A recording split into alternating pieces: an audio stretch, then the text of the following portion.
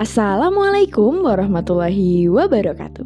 Halo semuanya, kenalin, nama aku Ina Finatus Solihah, biasa dipanggil Ina. Aku berasal dari Universitas Jember.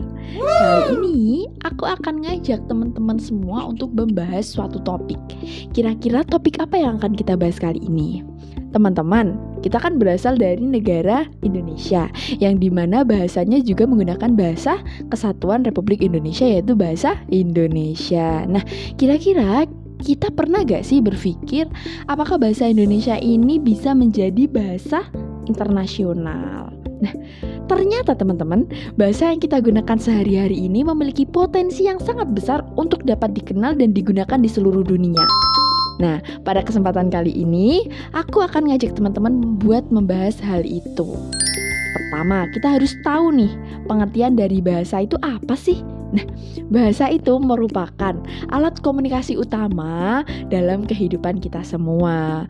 Tentunya kehidupan manusia. Nah, melalui bahasa, kita dapat menyampaikan ide, gagasan, serta dapat menjalin hubungan sosial. Nah, dari bahasa Indonesia sendiri, itu berfungsi sebagai bahasa nasional, tetapi selain itu juga berfungsi untuk identitas negara kita, yaitu negara Indonesia. Nah, bahasa Indonesia ini memiliki potensi besar loh teman-teman untuk menjadi bahasa internasional. Pertama, alasannya dari segi jumlah penutur.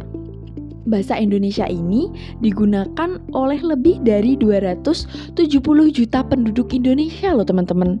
Nah, sehingga termasuk salah satu bahasa dengan jumlah penutur terbesar di dunia. Selain itu, bahasa Indonesia juga berfungsi sebagai penyatu bangsa suku di Indonesia.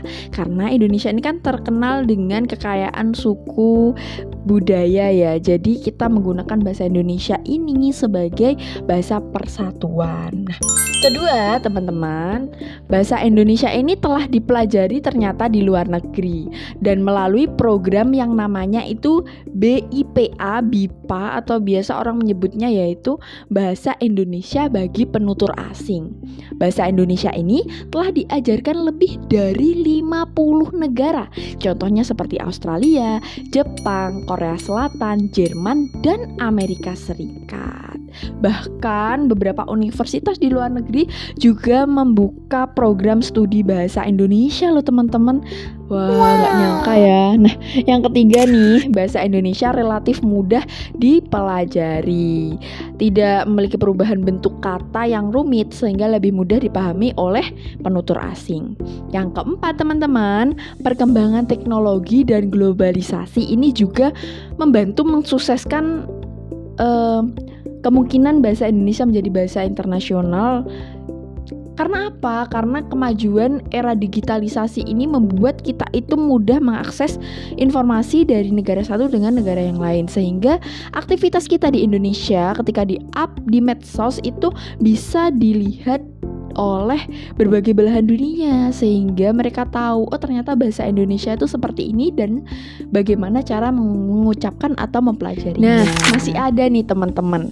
Yang kelima yaitu meningkatnya peran Indonesia di tingkat global, yang dimana Indonesia ini juga ikut serta dalam anggota G20 dan aktif dalam kerjasama internasional, sehingga membuka peluang penggunaan bahasa Indonesia ini di tingkat dunia global.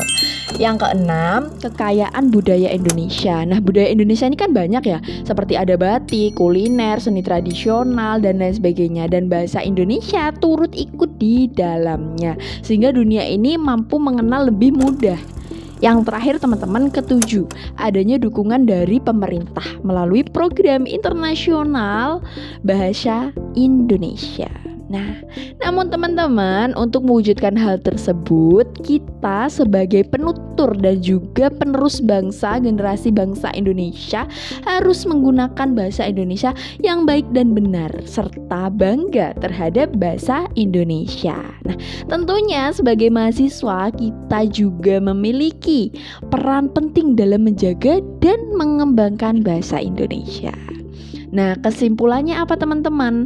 Bahasa Indonesia ini memiliki potensi yang sangat besar untuk menjadi bahasa internasional yang didukung oleh beberapa faktor yang kuat. Nah, itu tadi kemungkinan yang bisa terjadi untuk Indonesia ini bisa menggunakan bahasa Indonesia sebagai bahasa internasional, teman-teman.